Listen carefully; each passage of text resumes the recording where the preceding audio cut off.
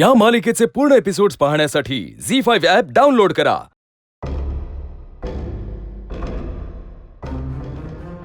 काय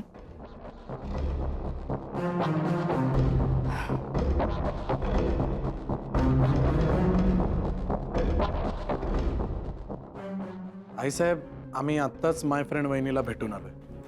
काय कशी आहे ती? बरी आहे, डोंट वरी। मी बोलून आलोय तिच्याशी। पण तुम्ही अचानक तिच्या माहेरी कसे काय गेला होता? का म्हणजे मी नाही जाऊ शकत का? मला इच्छा झाली सो मी गेली। सोनिया, मला आत्ता कळतंय तुला तिथेच का जायचं होतं ते।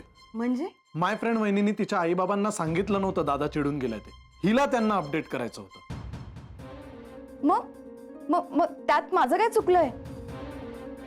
अशा गोष्टी लपवू नयेत ना। अगं पण तिने जर घरी सांगितलं नव्हतं तर तू कशाला सांगितलंस?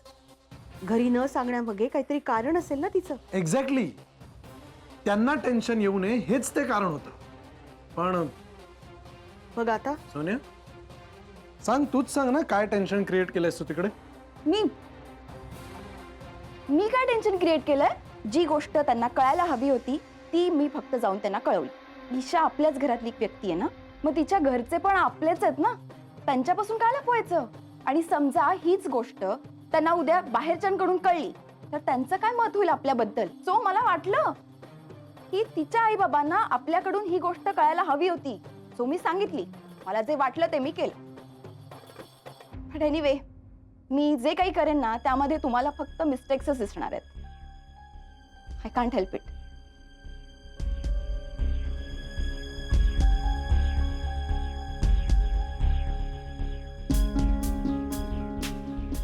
आत्ता मला कळलं, याच टेन्शनमुळे तुमचं डोकं दुखतंय ना।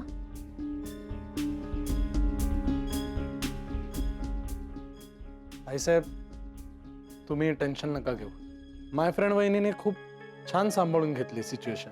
काय केलं तिनं? तिने खरं काय ते सांगितलं तिच्या आई बाबांना आणि म्हणाली की मी स्वतःमध्ये सुधारणा करेन, म्हणजे पुढच्या वेळी ते मला सांगून जातील। ती दादावर चिडली पण नाही आणि तिने त्याला दोषही नाही दिला। खरंच वयाच्या मनानं किती समज आहे या मुलीला। आपली राजनंदिनी सुद्धा अशीच होती। कुठल्याही प्रॉब्लेम्सची जबाबदारी स्वतःवर घ्यायची, कधी कुणाला दोष द्यायची नाही। ईशा सुद्धा अगदी तिच्यासारखंच वागते। हो ना, मग आता सर्व टेन्शन काढून टाका, म्हणजे तुमचं डोकं दुखायचं आपोआपच थांबेल। येस मंदा, यावर माझ्याकडे एक सोल्युशन आहे। सोल्युशन? डोंट वरी मंदा, खर्चिक नाही। आय थिंक तू आईसाहेबांसाठी एक मस्त कॉफी कर, जाईल त्यांचं टेन्शन।